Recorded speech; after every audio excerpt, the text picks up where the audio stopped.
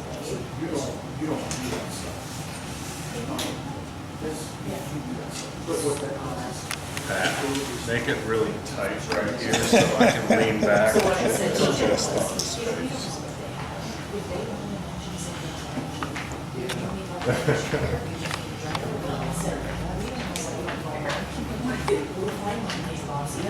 face. You were awesome. And then I was in our district, and When they went they back. just were Yeah, getting there, I'm like, yeah. okay.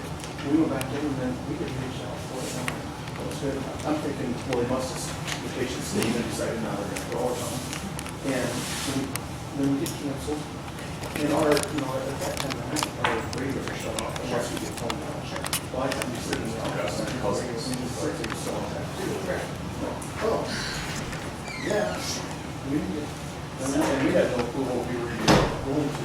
And then they went, well, you guys told us, they said they would. She just said. We get there, and we're like, And there's no she way said, I'm let her going. go. She was on 7, Okay. about a half a mile or so. You think? Because I mean, I don't know. I don't think they've ever had a situation like that. They didn't. You know, they're, Well, I said, I'm sure they will.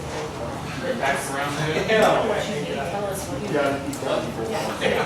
They need to drive our way. Because that's all they need. We get out, we run up the road. And I can go in there, we just. Hey, Ryan. Good area. We just like, right. It was, Yeah. we were all confused. Yeah. One of those.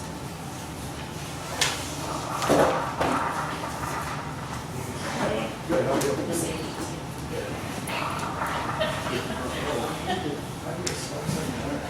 He didn't have to. Everybody was trying to stress. We were on the phone, so- Very key for Yeah, it's rumbling.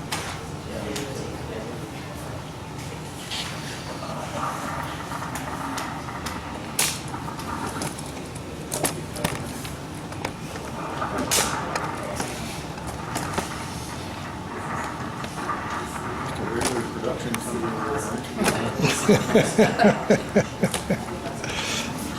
Does he do council meetings in here or? Oh, in here. He used to be in the little And tiny. then when, COVID hit, this table was like $10,000. We bought it over here from Lawton, and we actually had more tables in here at that point, so we were all spread out. But then, why did we want to go back to that? Right, teeny tiny. Where if anybody came in, it, Yeah, it was a little awkward. I went once. We good? This is it. All right, we'll start the meeting here. I'm Rocky Wood from the Woodbury County Board of Supervisors. First of all, I'd like to thank the mayor from Lawton for inviting us out here and providing this space. And I think the next thing we'll do is go around the room and introduce anybody elected or appointed and whatever faction that might be. So I'm Rocky Wood, Woodbury County Board. Matthew Owen, Woodbury County Board, glad to be back out here. It's been a while. Pat Gill, Woodbury County Auditor. Jesse Pedersen, Mayor of Lawton. Commissioner Jennifer, City Clerk of Lawton. I'm Patrick Saunders, Local Council Member.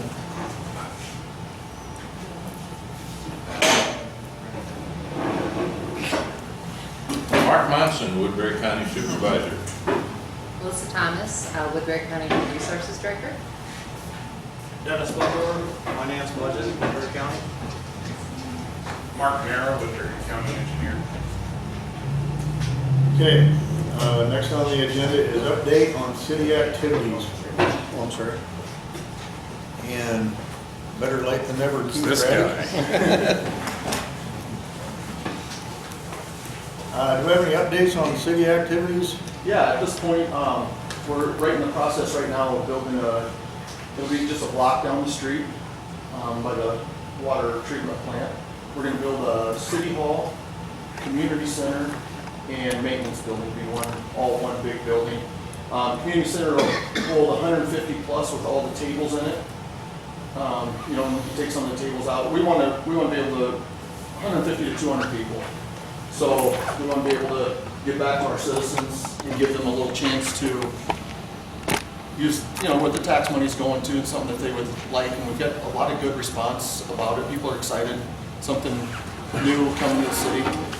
So that's a project we're working on right now. We're in the meat and taters of it, getting all the details down and financial work of it and all that stuff. So it's a lot of fun, a lot of stress right now, but we had a great meeting last night and we're moving forward. MERD's got a grant coming up that we're going to apply for to hopefully maybe help us fund the building. So other than that, Also means we're relocating our offices here as Yes. well. City Hall will be located in the new How long facility is as that well. building gonna be? it's going to be, the maintenance part is 60 by 80 and the city hall and community center is 60 by 80. So it's very large. Set up, I mean, it's set up for the community center is the most important part of it for us. Did you get your number back on census yet? How much was Lawton around? No, the last estimate was from last year, it was 980. So we're, you know, still waiting some of that numbers, but it's going to be a great, I mean, this building served us and it's served us very well. But it's just, I mean, it's time for something new, and I think the citizens are really excited for it. Our guys at the maintenance shop that we have right now, we have a little, I don't know, it's probably 16 by 16 in there that's heated. The rest of the building, and you can only get, you know, the pickup and the lawn tractors in there. The rest of the building is not heated or anything like that. So in the wintertime, they're working in very cold, and it's hard on our equipment.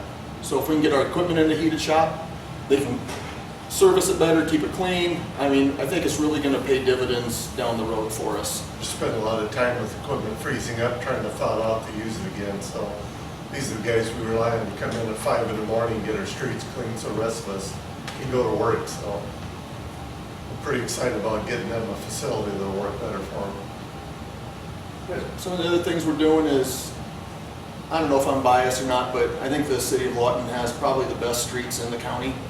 But we stay on top of them very hard. We've got a street project that we're not sure if it'll be done next year or the following year. Within the next 2 or 3 years, we got another street that we're gonna be mained. We did Oak last year, so it mains the next one that we're gonna do. It's in, Oak needs to be continued though. We still have Yeah. a lot of work to do yet.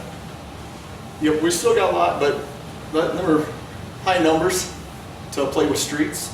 So we just keep whittling away at them.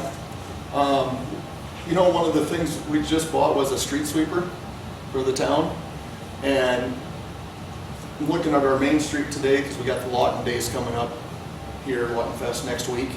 And they cleaned the street off, and I've never seen Main Street look so clean.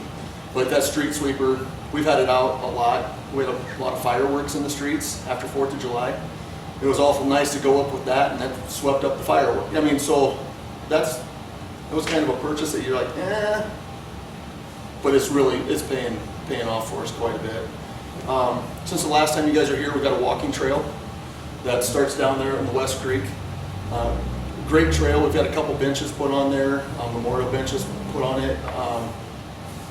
It's one of them things I don't want to see. I don't want that to be the end of our walking trail, though. But it's, you know. Would you like it to extend into Plymouth County like the old plywood trail we talked about at one time? or- Yeah, we could hook up there now. That'd be quite the bike ride. I know the supervisors in Plymouth, and they would literally just end right at the county. They would be done. Other than that, some things that, like in the future, that the last time I was reviewing some of the stuff that from the last time was 2016 that you guys were here. And one of those things was to get a comprehensive plan put together. That was done, it's been updated. When I got appointed mayor, and I looked through that, and the council had approved that. And the 3 things that the community wanted was more things for people to do in the town, they wanted more housing development, and they wanted more businesses. Those were the three across the board that everybody, that was the high percentages.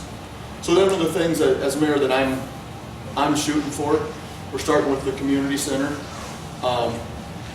You know, we get this project going, kicked off down the road. My next project I'm really going to be looking at is a new housing development out here. We are maxed out. I know we're landlocked, but there's stuff you can work through. So that's going to Land further south, is that?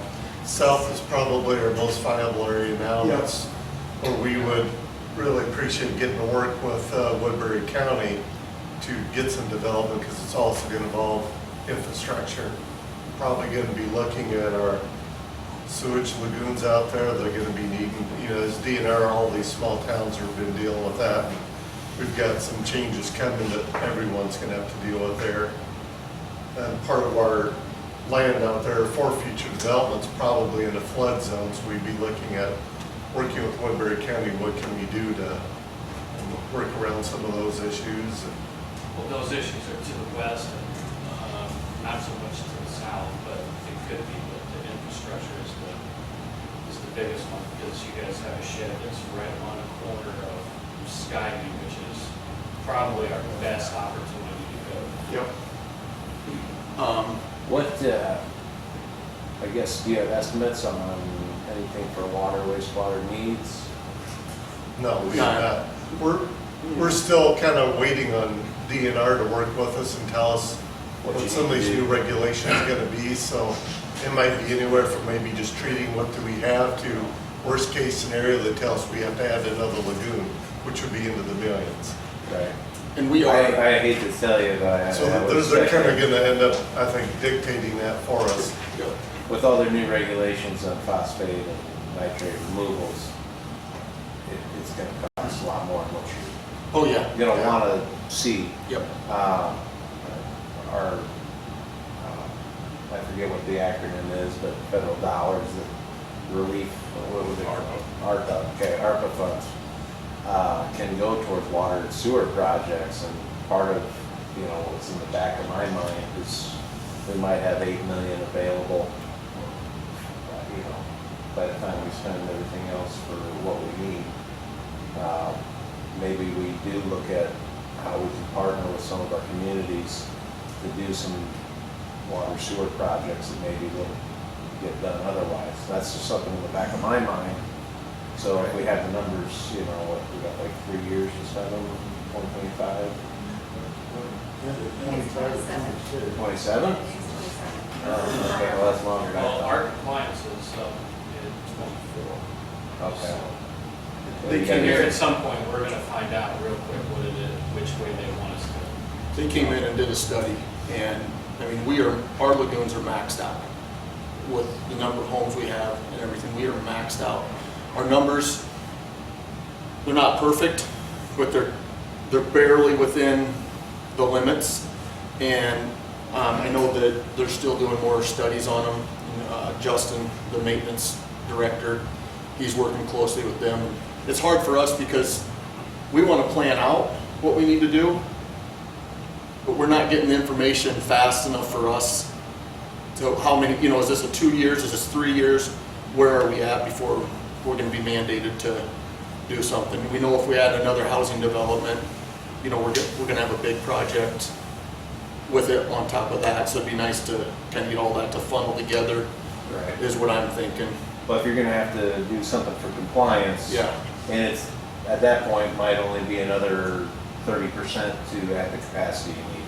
So it makes sense to do it all at once. Right. Yeah, absolutely. The other thing I think you'd be really beneficial to pursue is maybe some conversation with DOT. Because if you wanna go south, you know, look at Holstein, just put a gas station on the other side of the interstate and look at all the accidents they're having. Yes, and that's my concern is. Yeah, and most people that are here have already been accustomed to living next to Highway 20 without a stoplight, and I doubt you'll ever get a stoplight on this road, so I don't know that I pursue That's that. one of our other concerns today. But, what the state has planned for Highway 20. A few years ago, they talked about maybe bypassing going around. I don't know if that's still viable, maybe the state doesn't even know anymore. Maybe that will be down the road, but one thing I thought, because if you look at the elevations kind of over at like Elm, the one that kind of like tees in, is that Elm? It's a couple blocks from the school. Doing an underpass that goes south of Highway 20, and there's state highway safety funds, and that's when maybe Dakin Schultz, who lives in Mobile, from the DOT, he's somebody maybe we could get to meet with you guys and look at options, because if you have that kind of development and all those people and all those kids needing rides to school, the last thing you want to do is take them across the highway. Exactly. So, All the kids want to come over here to go get ice cream promptly. Oh yeah, but I just think like these are kind of outside the box ideas, but I think you guys should look at all of them, because if you're going to grow, you kind of want to do it the right way too. Absolutely. Right? So, and everything that's done out here, I drove through. That's the part where I was late. I drove through that area just to check it out again. It's beautiful. A lot of homes, a lot of families, a lot of kids. We no longer have, there's not a lot in town that's available. Right. There's a couple that have nothing to build on, but them are owned, by probably the neighbor has it, or something like When that. homes go for sale, they're usually sold Yeah. within days. We get a lot of people saying they want to live here, but they can't, and brings us to like open enrollment for our school.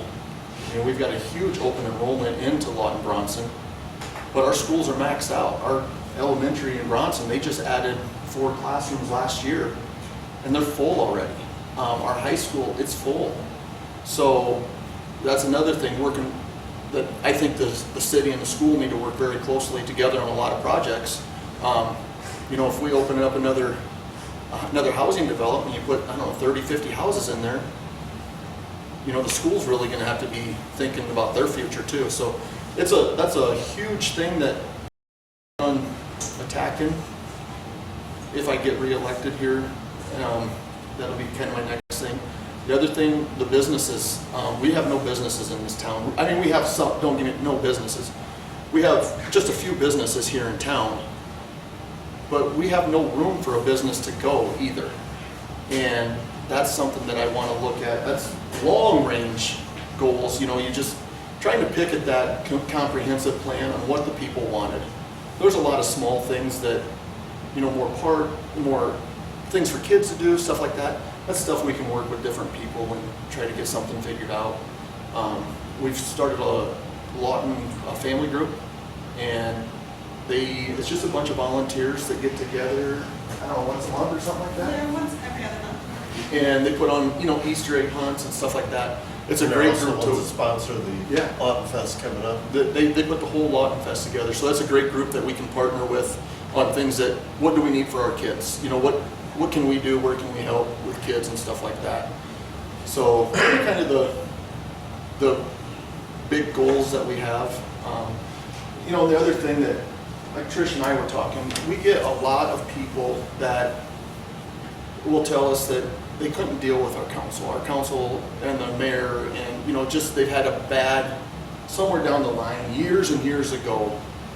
Well, one thing I can tell you our council's doing is we're being very proactive about building those relationships and letting people know that, hey, we're here for you guys, and we want to work with you. But you tell one person no on something, well, then all of a sudden, you're not friends anymore. Yes, exactly. But I think our council that we currently have, and Tricia being the new city clerk here in the last year, there's just a lot more smiles around the town, and just a lot more interaction with the council and the public. And I think it's going a long ways right now. We're getting a lot of good feedback from it. So, Have you worked with Cinco? I personally have not. I've sat in on a couple meetings. During COVID, I was able to sit in on a couple meetings. I visited with that young lady back there in the corner. The city council has in years past, but it's been a while. They do a lot of the stuff you were just talking about. Yeah. The other thing, we just had the Sidewalk Coalition. that's not the right word, but the sidewalk people came out and walked through our sidewalks. No. Walkability study or something? Yes. Identify some hazard And areas. they were able to find, I think, 101 issues with sidewalks in town.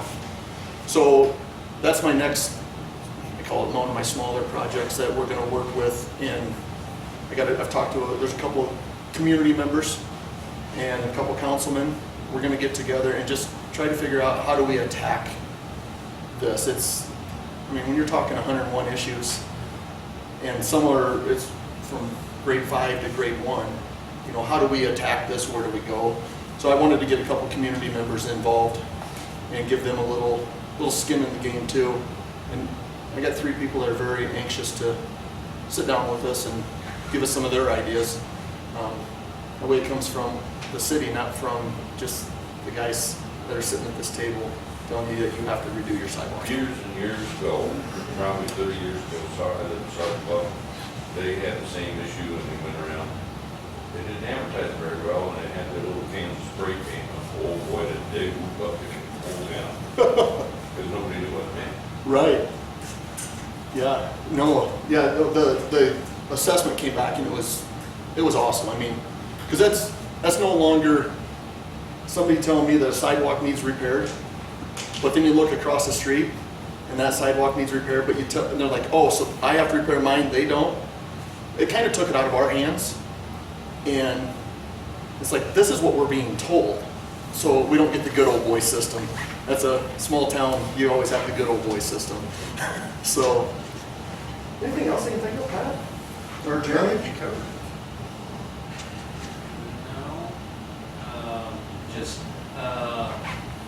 is Woodbury County now, my understanding is the Iowa DOT and stuff, everyone is consolidating over. It's Simcoe and Iowa DOT. Okay, so your guys is. Ours is staying out there. Still Yeah. staying there. Yeah. Yeah, that Simcoe facility, we just had a meeting about it today to discuss it, and we were there. That's all a state facility, then that county. Yeah, that's Iowa DOT. The county's only partially involved with Simcoe. It's, you know, because you guys are in Simcoe too. Yeah. So, but that'll have like the bus barn for the rural transit system. And then Simcoe's offices themselves will be relocated out there. So it'll be a little handier for anybody that's out in the county that wants to come into a meeting instead of having to go all the way downtown. Okay, then my next question would be with that development over there, Skyview and all of that, who maintains those roads? Is it those folks or is it Those the folks county? maintain the roads, they're private roads.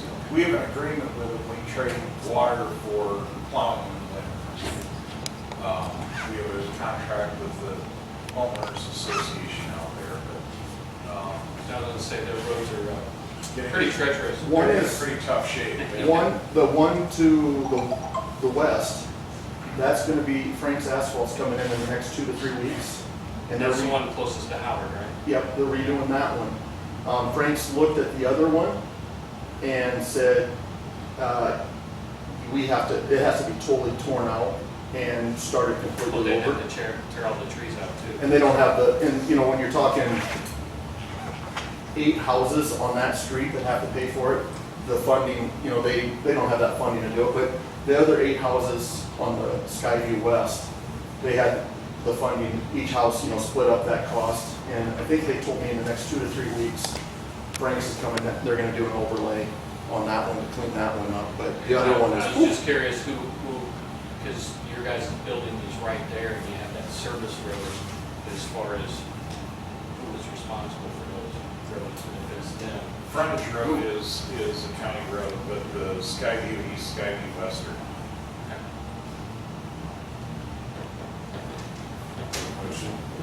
A question for you guys. A couple years ago, I remember we discussed an ordinance about engine braking.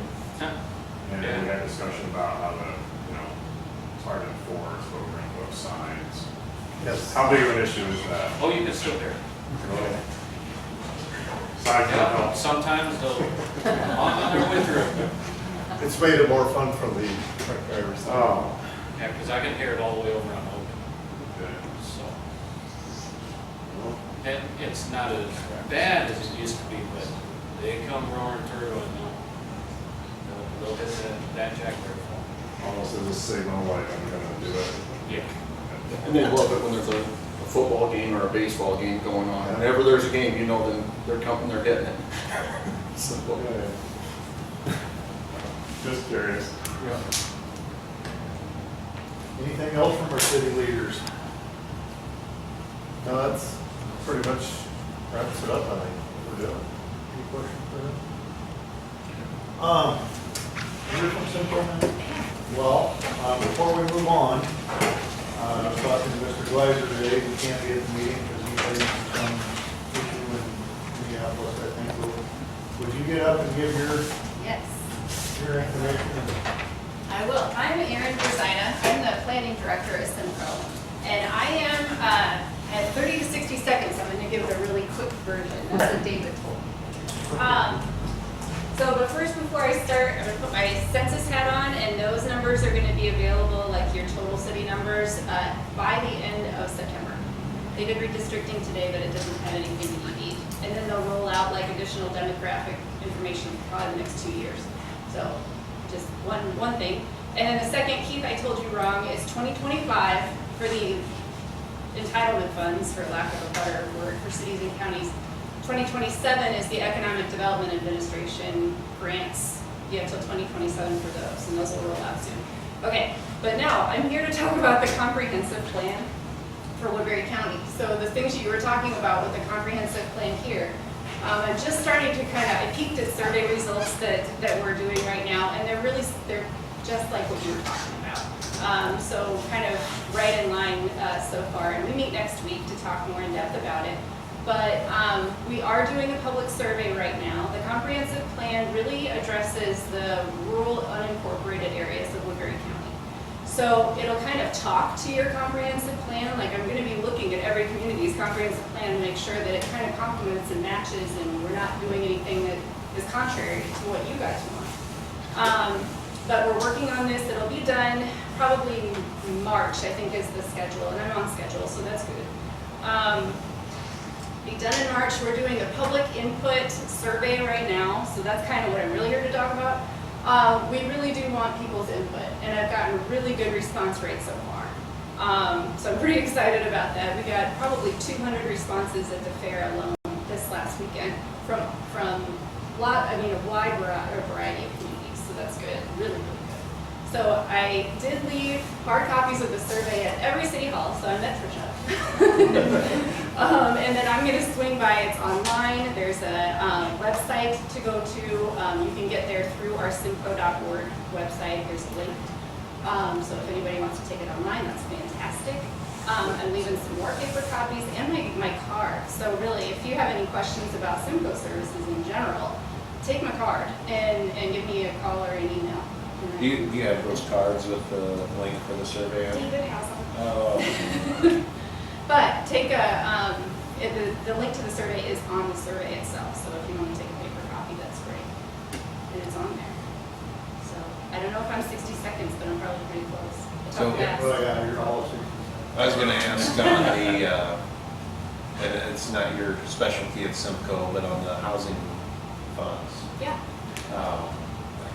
I know we're getting more housing funds than normal, so if you have individuals in the town of Lawton that maybe are having a hard time keeping up with their maintenance on their home because they're a widow with no income, these kind of people would qualify for housing assistance to get a roof or something.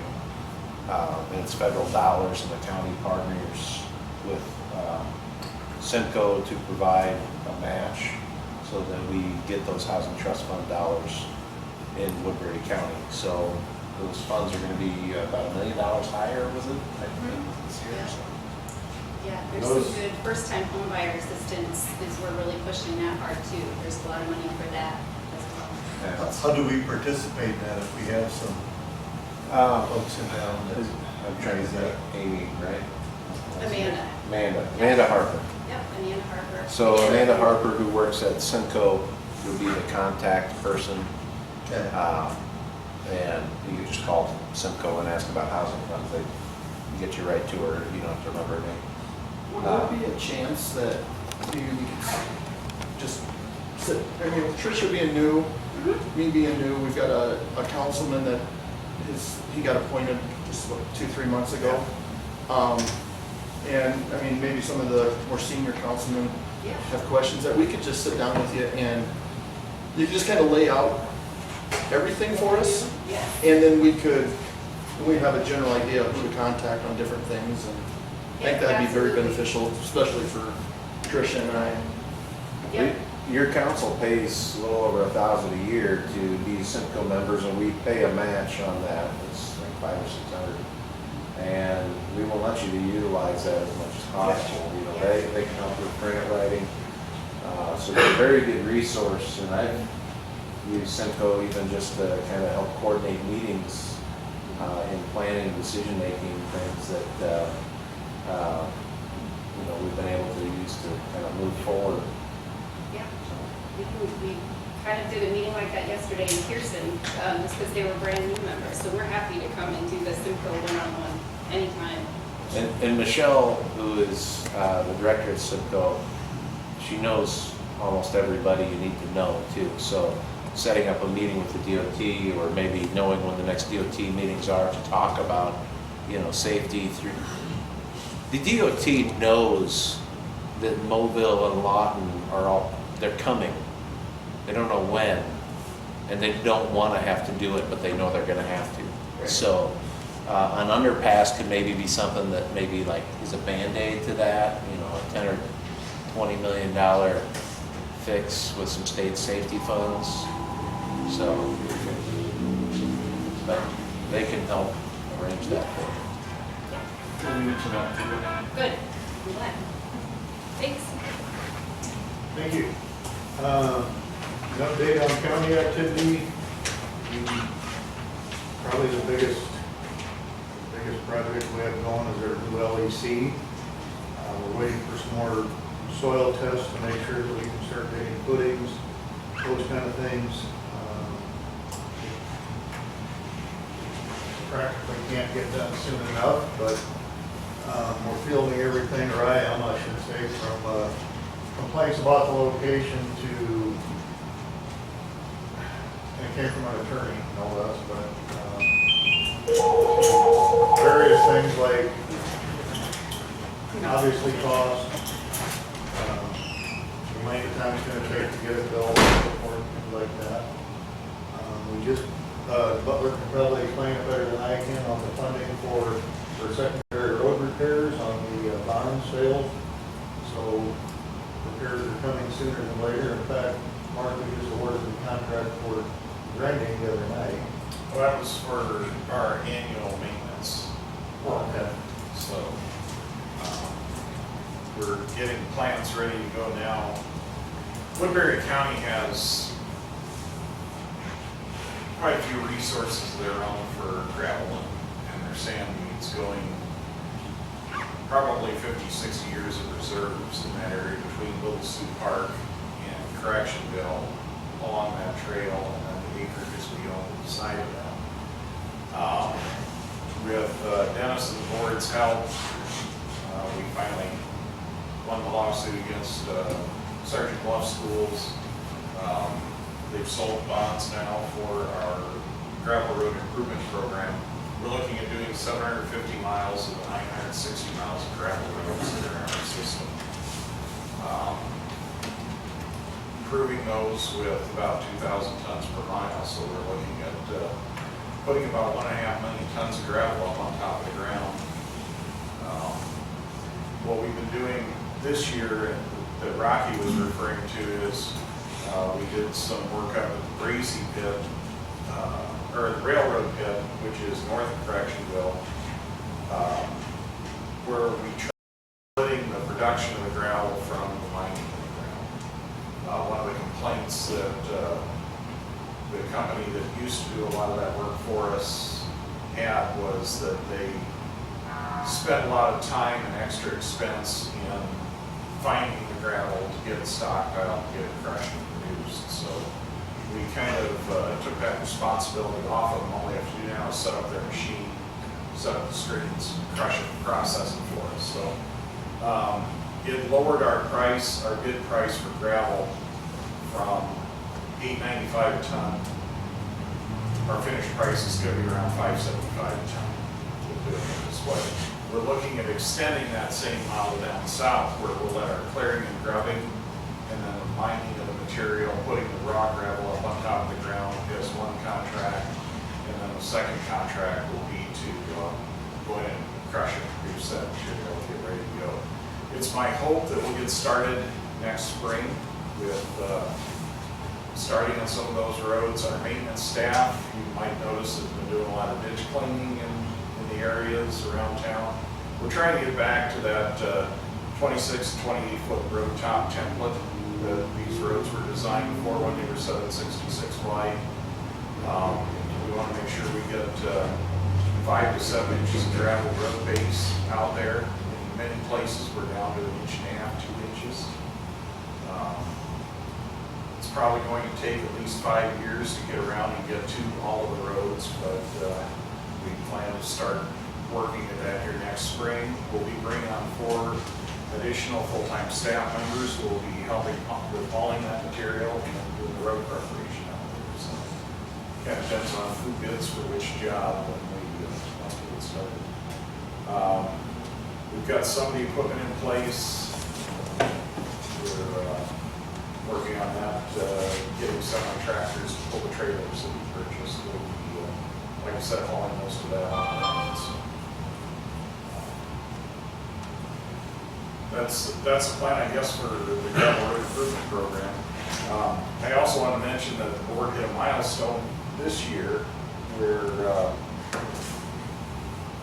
last time we met here in 2016, we had one of our rural residents note that on Jewel Avenue we had 2 posted bridges that were interfering with their farm operation. We had a place where we had a 3-ton bridge on either side of a 40-acre parcel. And they were having difficulty getting in and out, getting their crop in and out. We got those 2 bridges replaced, but what's noteworthy about that is in 2007 we had 123 structurally efficient, functionally obsolete bridges. With our last inspections that we got at the end of 2020, we cut that number to 59. And that's counting bridges like Haskell Bridge,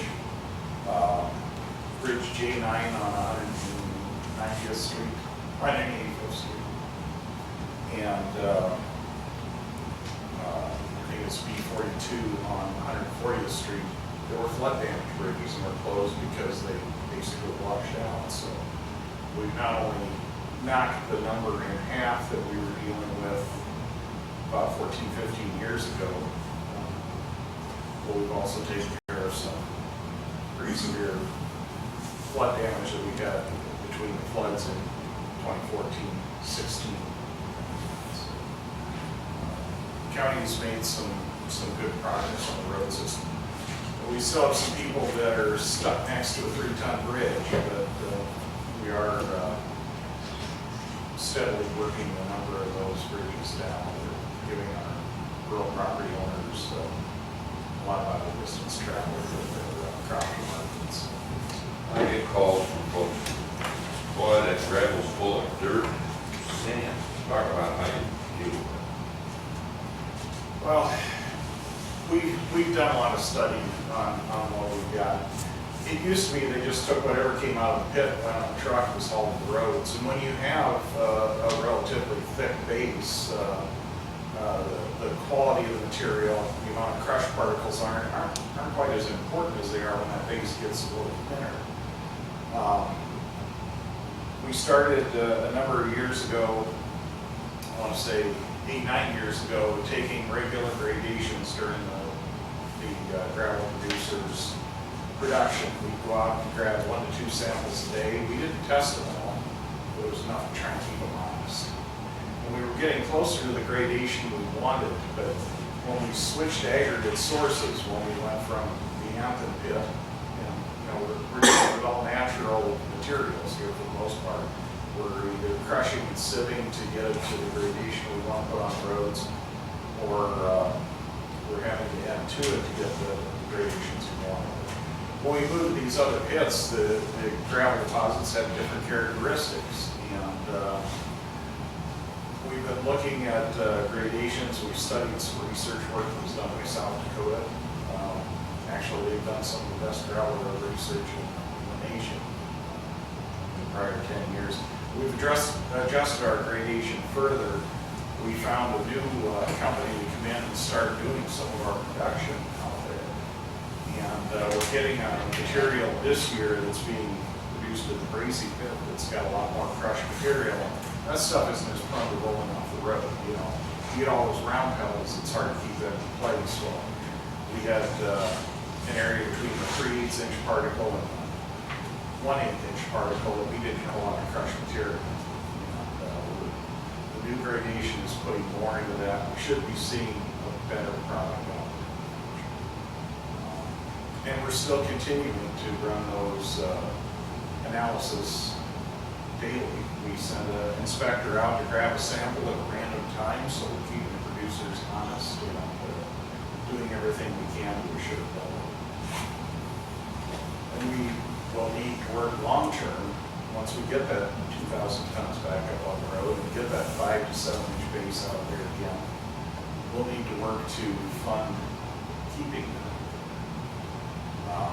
One of the things we found out digging through the records is we used to put 200 tons of gravel per mile on every road every year up until about 1985. And after that, we just kind of started a steady decline.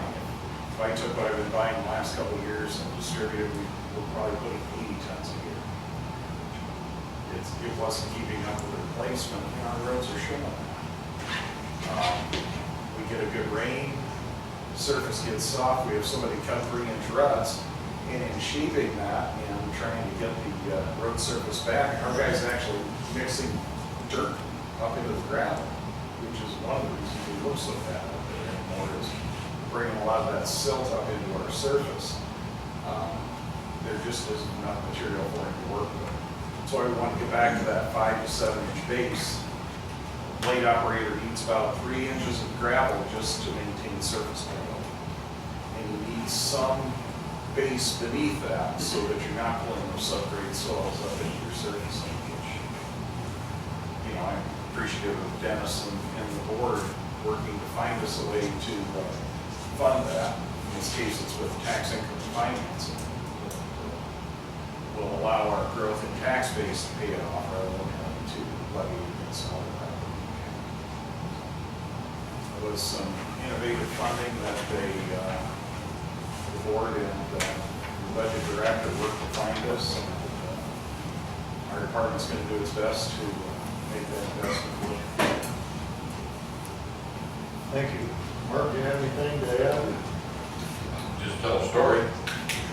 Back in 2005, 6, 7, somewhere there, Dick Storm and Roger Nelson, who were the county engineer, and I think that was, we were called out to a road behind the airport, which didn't have any ditches. Go to Nebraska, you get on the bottom line, there are no ditches. Well, there's no ditches out there. And about 20 farmers showed up. And Dick was always good at not talking. He would listen.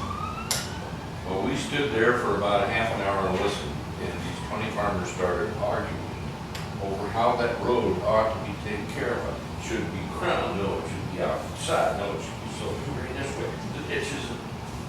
We walked away and they didn't know. Channel 4, she said to me and said, "What are they doing?" I said, "I don't know." She says, "I'm waving."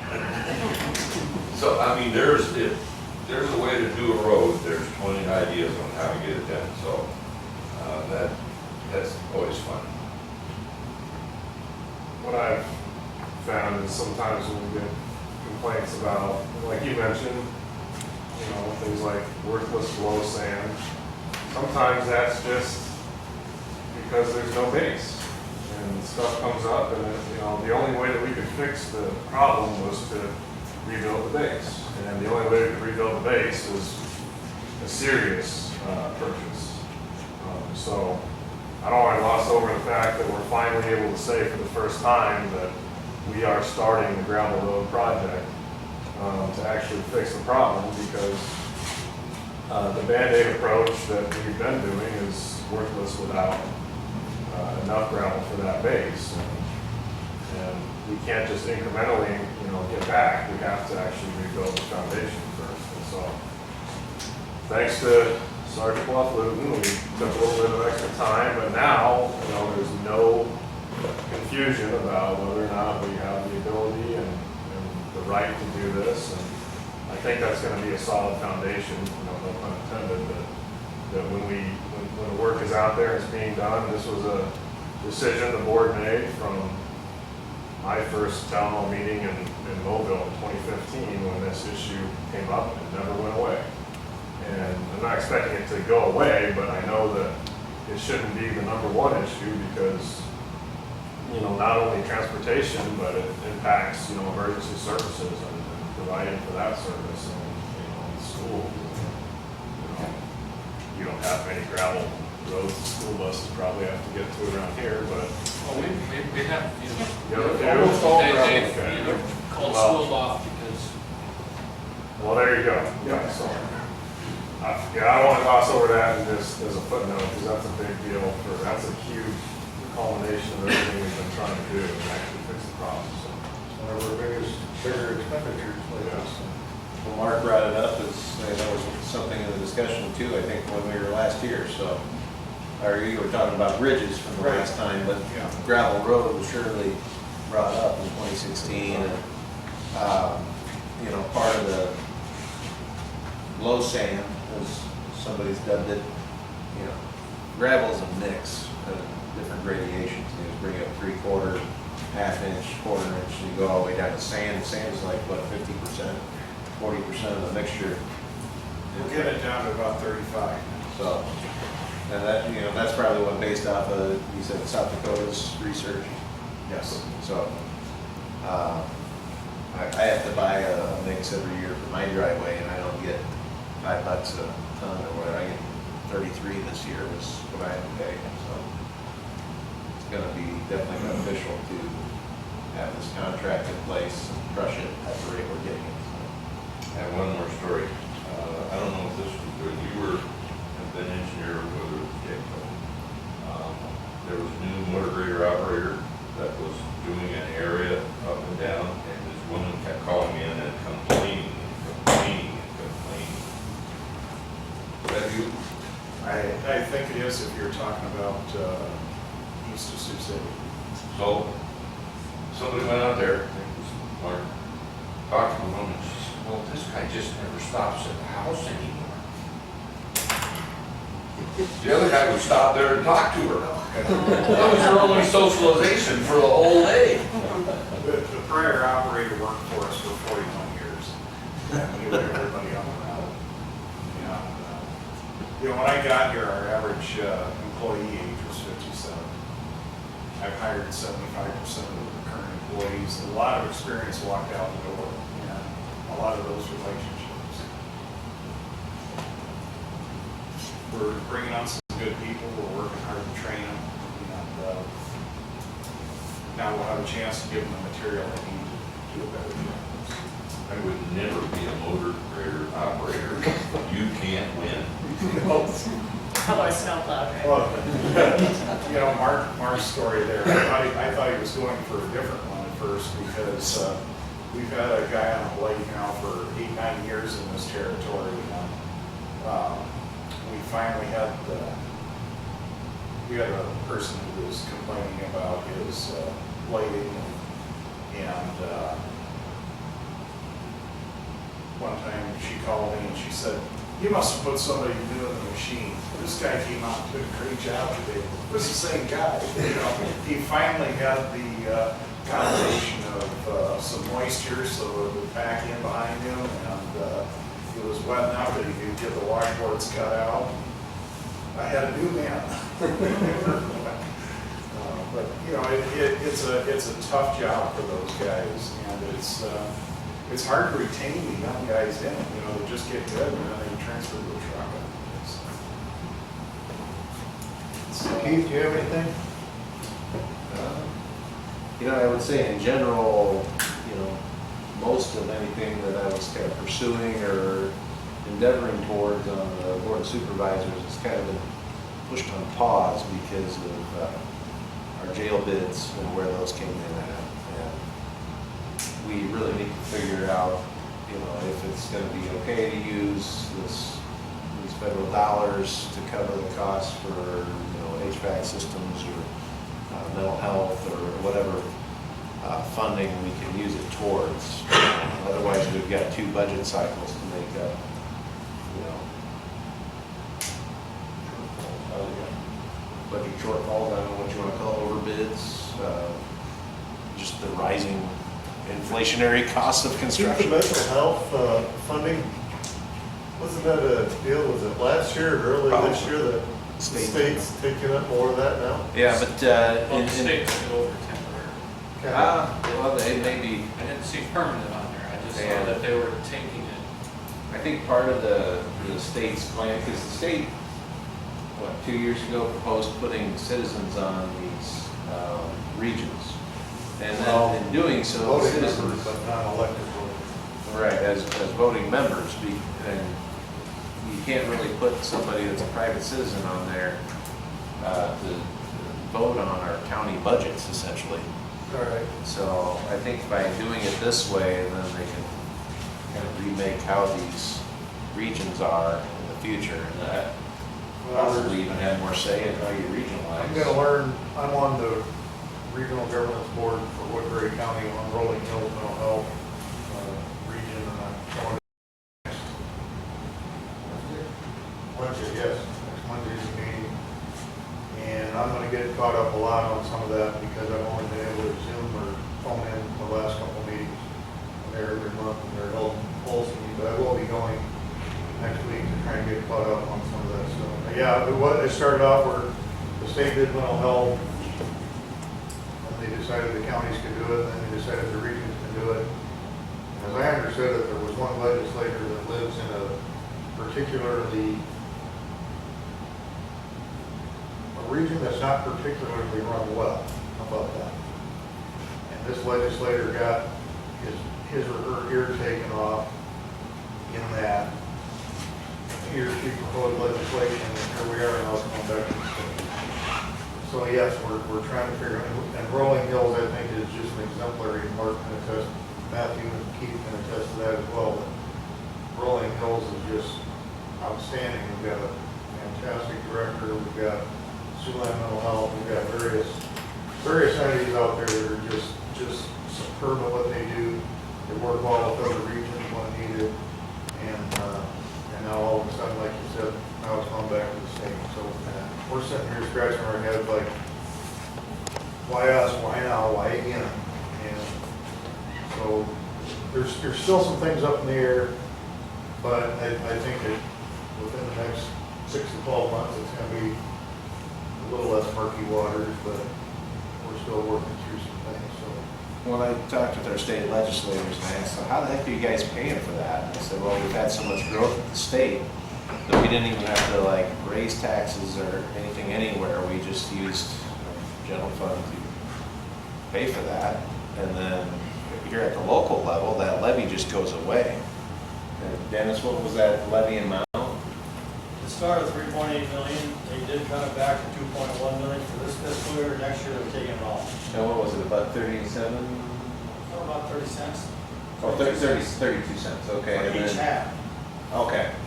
there's 2 halves to this. Yeah, so, you know, that just came off the county's levy, and that covers, what was it, the 29 or 30 cents or whatever the jail initial payback was gonna be, because we have no revenue coming in, it was just bonding. So, we're actually gonna see a tax decrease because of that, so. I think the concern though is if the state revenues have a different picture 3 years from now, are they going to underfund the mental health so all the progress built goes away? Yeah. And I think it's assuring that the state legislators continually held accountable for what they committed to in last time's session, that that's a regular, continued sort of thing instead of all of a sudden we're going to do a 15% reduction. And then it becomes the unfunded mandates, regulations of what they want to see happen. So it's a difficult balancing act, but yes, we're making progress here. The additional services, the support, the network was very good. And it was really related to about one area of the state that just had, they couldn't get their crap together. And so they were the vocal ones that changed everything for all of us. So I'm hoping they hold up to their end of the bargain. Sometimes it takes a bad moment like that to make a change, I guess. Well, at the same time, it feels like the rest of the functioning, successful regions are getting punished for it. So, at any rate. So my analogy was pretty close from your. Most definitely. As we've worked with that, talked to my counterparts across the state, there really only was one area that had a real region that had a real issue with what was going on in their mental health. Most of the others were, they hadn't realized the benefit we had here, but they were seeing progress in a system that had been stagnated for years. Anybody else? Kevin, Do you have something you need to?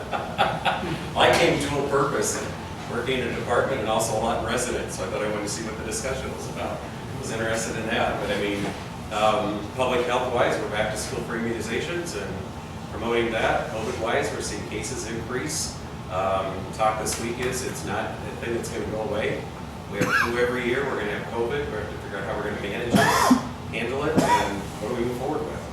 And I think that's kind of the big thing. Discussion with the hospitals, concern about what's going on there, but what's kind of really happening is they're seeing a level of COVID, but we've got RSV, influenza, other non-seasonal illnesses that are creating the lag on their system there. And the other part of it, like every business and industry, they're short staffed. They just can't get people hired in to get positions filled. So it's just kind of the perfect storm going on around that. So other than that, we're moving back into full, regular services. I was glad to hear about the sidewalk assessment. Staff have worked with the, city out here. They've been very appreciative of the support across the county and the work that they've done. So we look for that coming to fruition in the plan. I guess we're just that's the mode that we're in. As an aside, I like Kevin's shirt a hell of a lot better than somebody else's in this room. You're talking about, I'm with you, I can't even look at him. I totally understand what you're saying, Rocky. Thank you for saying it. Mayor deflection, right? Hey, the one question so as decisions you guys make, it's amazing what the people come up to me, and I know nothing, I'm just getting into this world. And I get a lot of questions about, hey, county supervisors did this, why? I don't know, call Rocky, that's my, just call Rocky. You need his number, I got it for you, no. But the biggest question I had was the property taxes here lately. The assessed value of our homes, like mine went up to $58,000 in 1 year. And I called Rocky and asked, and your guys' hands are tied on that portion. He told me, I understood what he was saying on that. But you get all these other citizens saying this too, and they're like, so my property taxes next year are gonna go up because my assessed value of my home went up. But then Woodbury County Board of Supervisors increased their taxes. And they're like, where are we at financially? So why do we have to, the taxes are already gonna be made. You're gonna make more because of our assessed value going up. Are we hurting that bad as a county that we need to raise the taxes on your end too? Or how do I answer that to citizens? Well, the assessments are, help me with this, because I think the assessor was planning to come, but she said something else happened. The assessments are adjusted by the state. We have no. Every odd year. In fact, we just got the stabilization orders yesterday. Now, while the county has lowered the levy per unit, per thousand, we have no control over the assessments. Right. So the assessments do go. And I know in Sioux City at least, no, maybe it is Woodbury County, that they can assess between 95 and is it 105% of the value of your home. I don't agree with that. But again, that the assessment, and now that the assessments are, I think they have to be a minimum of 95%. So that's where a lot of people got stumped, is that the assessments were catching up with what state says they need to be, not necessarily what the county assessor or city assessor says they need to be. The state came in and said that you will assess at the minimum level or more, or the state would do it for you. I can't remember how all that works, but Right, yeah. understand that we tried and have been successful in all but one of the years that I've been on the board in lowering the levy. But again, we have no control over the assessment. Right. So that's what stings, that's what we hate to see, because people get their, I mean, I'll tell you straight up, people come to me or call me or whatever, well, how come my taxes went up? Your assessment went up. Well, you know, so like what we're getting this year, that's from 18 months ago. So come the following year is when people are really gonna see the big bite, because mine went up almost 60,000 like you did. And it's like, but I never touched my house. Right, but here's another issue, I don't want to track where it's going, won't get old. Assessment, salaries, taxes. I've heard of brain fart, haven't you? It's right there. Now, Okay, I'll make does the state still offer the rollbacks and stuff like that? Yeah. Okay. And Because they've that actually could gone be a down. potential issue to be like, well, why don't we boost them back up to where they were, to where it was like 58 or some odd percent. Okay, when you talk about the state and the county, that really leaves a bad taste in my mouth, because I get so tired of trying to answer for what the state does. Dennis, how much of someone's tax bill goes to Woodbury County? Out in the county, it's probably about 43%, in the towns, it's about, Sioux City, it's 17%. So the rest of it goes to your school, to your state, to Western Iowa Tech, township levies, those kind of things. Right, I mean, there's just things that are on there, but last I knew, schools take up about 50%. Yeah, our school went down because the bond Did it? was finally cleared. Well, it took it off your income tax, but it didn't take it off our property taxes, did It went down a little bit, it? Okay. because we're at 47% for school, where it used to be 51. So on the positive side of that, that's kind of the natural way a government should grow. So I was on city council in Sioux City in 2009. Back then, property values were stagnant or going down. They were increasing the levy every year, and the rollback factor was going up. It was like climbing up to 80%, I think is what it was supposed to climb up to. So, every year you're just getting taxed more and more on a property that's maybe worth, say, $90,000, which mine is maybe around that at the time. And that drove me nuts. So we just, we had a good council. We stopped any new spending, like we didn't grow for $1 now for a couple of years. And that turned a lot of things around, because everywhere else in Iowa, major cities, they were still doing it the same way. So we were able to bounce out of the recession a lot better in 2009. Now, the problem is our property values are worth so much. We've never had that problem before. They used to complain in school districts that we're property poor. And, if your house is now worth 60 grand more, it's worth 60 grand more. Right, on the but market. that's, like in our situation, we're landlocked, we need more businesses because we need a revenue stream instead of. Just residential. Instead of And it's putting it gonna on the be- backs of the folks, because, essentially, we have two places where we generate some sales, tax revenue, things like that come in. Other than that, it's. Right, and the reality Someone of the else- situation of your location is that it's gonna be awfully hard. And you're gonna have to invest a lot more money than you think to build a business park here, because you're so close to Sioux City. Wilson Trailer, they're not gonna move out here, they're gonna stay where they're at. So how do you bring somebody that's an industrial major user to a community like this? You gotta have a pretty big carrot, you know, and I hate this, you know. We can always put it in wind farms, There you go.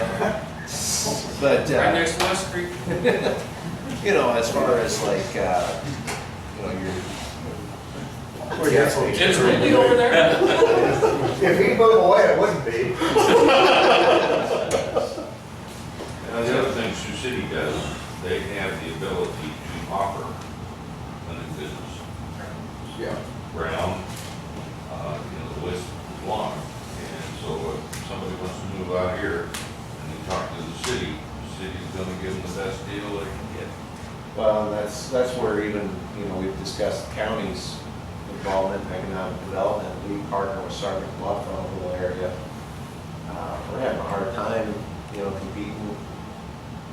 You know, we've got the county and Sergeant Bluff's resources combined on this, and it's a lot harder to beat Sioux City or South Sioux or Hard to compete with South Dakota. South That doesn't even have to do anything to bring them in, you know. Any of our aspirations for commercial development out here probably leaning more toward the retail side as opposed to industrial. Super Casey's. That's probably more realistic for us to try and lean that direction. Super Casey Dollar General, yeah, I mean, some to try to keep some, let the folks have an Not even- opportunity to pick up things You got instead Sharmac of over there. flying all the way Yeah. down to Sioux Okay. City and then. Anything you can do to help the Like Sharmac type facility expand. We were working at one point, they were looking at putting in a memory unit, maybe some additional work in the back, but the ownership changed right there in the middle of that. So we have not had any dealings or conversations with the new ownership yet on that, so. Well, if we could ever get an underpass over there, maybe that would incentivize growth Right. for their kind of an operation too. So yeah, any development over there, we probably will have that conversation with them and kind of see what direction they would like to go, if they want to continue work by having a memory unit over there, what their thoughts are. If I could add to, you know, the question as far as what can you tell people, you know, on one hand, people's houses are worth more because they're selling for more and they're getting more money, but that's the, you know, income tax versus property tax debate, where should the funds come from? One, you realize it yourself, and the other one, you only realize it at one time. But secondly, yes, the county still, you know, regardless of where the levy is, the county still budgets based on dollars. And what I'm focused on is not outrunning inflation, because that's a thing that, you know, governments deal with every bit as much as anyone else. But as for this year, the reason why we're using most of that increased assessment value is the first 1 or 2 years on the jail is going to be payment of you know, that interest without. That's what I assumed. Yeah, without any sort of reimbursements or use of the space. That is our, you know, certainly something we look into to, you know, save the taxpayer dollars and keep the facility functioning and well repaired going forward into several decades. So, Dennis, it's like 3 million or something like that. About 3.4 million. 3.4 million would not be, you know, spent this year if not for just this construction phase. And so it's a temporary thing. It's not something that's gonna, if we get another jump, it's not just gonna keep, you know, this is something that's. So, and then to maybe add on to what you just said, if you look at the percentage of growth of your budget, that's another thing to look at. So in 2 years in a row, we've been 10% growth in our budget. That's pretty phenomenal, because in other years you can go back and you can find 9% or 10%. And some cases, you know, 6% or higher for almost a decade in a row. So to see only 2% growth 2 years in a row shows you're being very tight with the funds all the way around. And, you know, that's something you can maybe show your residents too, is, you know. Well, you guys get hit for every decision the state makes. Right, and It goes down to the county supervisors, it comes down to the Lawton City Council, you know, it's like, we can't control what the state's doing, and you think you can when you talk to them, when you're electing those people, but it's, when they get there, it's weird how that conversation never happened or something, but I blame the assessed value on Mr. DeWitt himself. Yeah. He was one of the first ones that sold his house down here in West Creek, and he made so much money off of that, that now when they assess my house, they're like, and I called them and they said, hey, do you look at what other people sold for? I'm like, yeah. Rocky DeWitt, I know, this is where it all snowballed from. So, We all thank you, blame him Rocky, too. again. You're not even close to being done yet, are you? Well, I could be. Does anybody else have anything? Then we will open it up to questions, comments, and open dialogue discussion right now. Anybody has anything?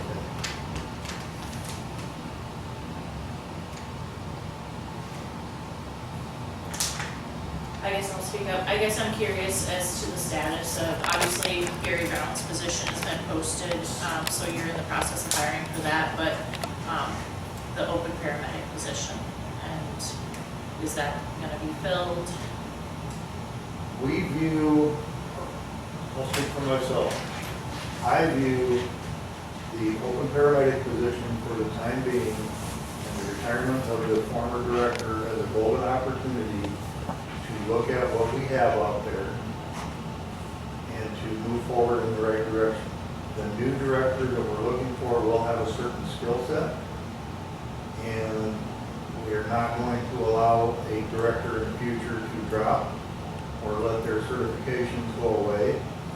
We want an active, acting director that's going to lead the department in the right direction. So to those people that are going around and saying that we're not going to rehire that is false. We're not closing the department down. We're looking at this as a superb opportunity to reevaluate, reassess, rebuild if necessary, and move forward on the functions of that department now. Can I ask what certifications were lapsed? I'm just curious, because I don't know. You said they... I understood that the former director led his EMTs. No, he's still active. All right, and I stand corrected. I mean, if there's So other we're going to thing- have a minimum set of requirements. Absolutely, you should. I don't disagree at all.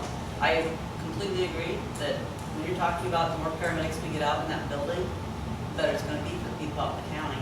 But my concern is, we waited almost 4 months to even hear anything about how we're going to have a director, and we've just been plucking away doing our business like we can. The one thing that we can't do is provide the 24-hour coverage with just one person short. And the other day was a perfect example. So I mean, I completely agree where you're going with it and all the changes that you want to So make. what would you do if you had 2 paramedics sick at the same time? Or 3 paramedics sick at the same time? I mean, there's going to be times that you're probably just not going to have 24/7 coverage. So with We one can't person. control all that. Right, but I think that what I think is fair, we're not asking for any more. We're just asking to maintain for that position. And it would be great if you have the next director, if you want them to be a paramedic, that's outstanding, because I believe firmly enough that if you put another person out there, they should have, because that gives you one more person. I mean, Well, that's what this board is looking at. right, but as far as the changes that you discussed. Can I, as a board, we haven't changed the amount of positions there. No, you haven't changed it, but we're not. And I've not asked or suggested that, we reduce the amount. I actually would like to see it just stay the same staffing level the Right. way it is. So Right. Me too. as a supervisor speaking on his individual basis, that's, Right. the opinion I've got. Now, how will we get there, how long it takes to get there, who those people are, I believe, Rocky's trying to do the position, as far as what I've watched on the board minutes. I haven't had a conversation with everybody in the boards. I want to do that on Tuesday, whatever. To understand, that is this part of my issue. The issue that I'm having is, we have already 126 ALS calls for this year. We're over 50% of what we were from last year at this point.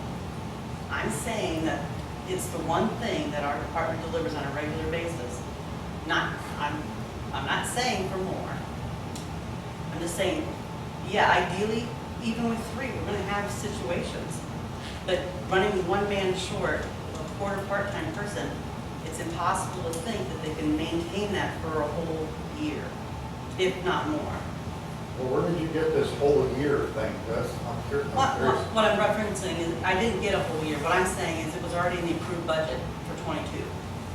So that position was already approved in the budget that we submitted, and it was approved. Okay, I said that the retiring director and the resigning paramedic gives us an opportunity to really reevaluate and reassess and move forward in the right. I'm not the kind of guy that just throws money at a situation. I want to move forward in the right way. Well, right, I don't think you're wrong, but we don't know what you're thinking. We can't, I don't know where you're at. We don't know where you're at.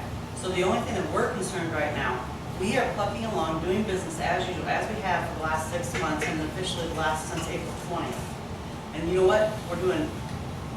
We're spot on. What was April 20th? April 20th is when Gary put in his resignation, and we've had no conversation with anybody as far as what your ideas are. I mean, I can only get the bits and pieces that we get for like when you went to rehire for Gary's Well, position. didn't Melissa and I come down and talk to you? Didn't Matthew come down and visit? Or? No, Matt hasn't been there, he did it Oh, Tuesday. so But when we were you're there, getting when you were some in my input. office and speaking to me, it wasn't about, it was about, we're getting an idea together for the director's position. So at what point are you gonna share with us what that idea is? That's the part we don't know. Like, we'd be a lot less if we were all working together, but we're like, out here, we're not sure. We're getting questions daily from residents, from services, like, what are they doing out there? And we're like, it's been more than, you might not think that it's been hard for us to be like, just give them a little time, wait, give them another week. See Well, what when they you say say. things like April 20th, they've been doing it without since April 20th. You have not. Gary retired on July, what, 6th or 5th, or whatever it was? July 6th. Okay, so we're going on just over a month, actually, with a new interim director. But at what point, how much more time is needed, or how much more time do you think? I mean, Well, we're just curious. where's that? We're curious about what your ideas are. Okay, Melissa, when does the posting close? We're gonna pull that posting on July 27th. Oh, it said September August 6th, 27th. I thought, on the August. website. August 27th, Okay. which is a Friday. And we'll get the application for next week, and hopefully then the week of Labor Day we'll start the interviews, everything comes up.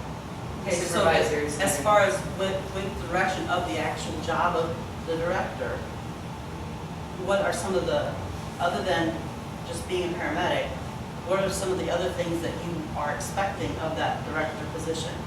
Well, we want knowledge of EMS, we want knowledge, we want leadership skills, we want management skills, those kind of things. Yes, I believe that paramedic is preferred. So, And there was no mention when you guys, to approve to go higher for the position. Well, am I not correct that you said you were gonna put some thought into combining EMA with EMS? That was during the board meeting. that now has been, as far as I'm concerned, and I don't know if I've had a chance to discuss with all the other board members, that sounds like such a mess to create. It was divided up, as you know, X amount of years ago.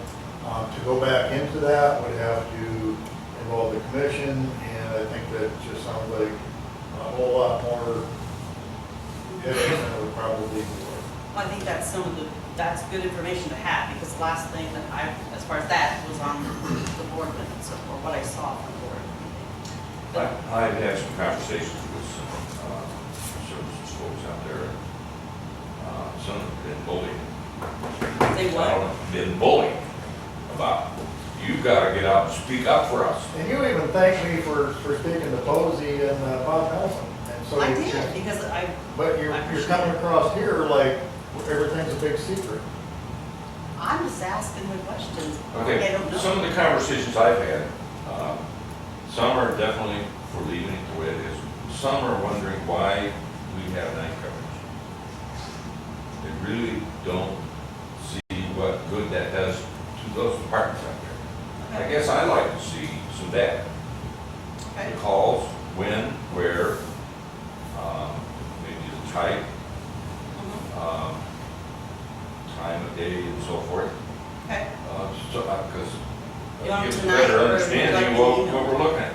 Right, and I appreciate that, because you're the first person that's asked for stats. And I see where Ida County is doing like 5 or 7 to 6 or something like that. With It's like 3 8 people. Basically. No, they're basically doing it with one deputy that does it full-time. He runs the comm center, he is the deputy, he is an AEMT. And his medical director out of the Ida Grove Hospital is allowing him to run as an AEMT, and the sheriff in that office is allowing him to respond. He responds in a squad car. His part-time staff would be backup paramedic, which would be Wealthy and Ed Song. That's how they're managed. I mean, that's the information I got from Corey Trucking. He's the one that is spearheading that. And it is for when he's at work Monday through Friday, and I, like you said, 8 to 5 or whatever they said, I don't know for that time, but yes. And it's not 3 people, it's just the one. And then the other 2 back up when he's not available. All I know is what I saw in the Danbury review. Right, I saw you did, yeah. I'm like, I'd just like to add, you know, I have two hats here. I'm a resident of Lawton. My parents did live over at the assisted living, and they had ambulance calls, and I was very happy to see these guys roll in with a paramedic level service. You know, but I also manage the 911 center, so I can tell you that there are days that we page these small towns, you know, and I mostly work during the day, but we page these small towns, and these, you know, these crews are out the door immediately, and we're waiting a long time, and sometimes we never get anyone from some of these small towns. They're so short on volunteers, and you guys stepped up when Siouxland paramedics closed their doors, and the service that has been provided the last, and I don't know how many years it's been, has been outstanding, and I really hate to see that, change. So I totally get that, hey, bring in a new director first, and then figure out the staffing. I just hate to see, you guys have accomplished a lot with this department in the last few years, and I would hate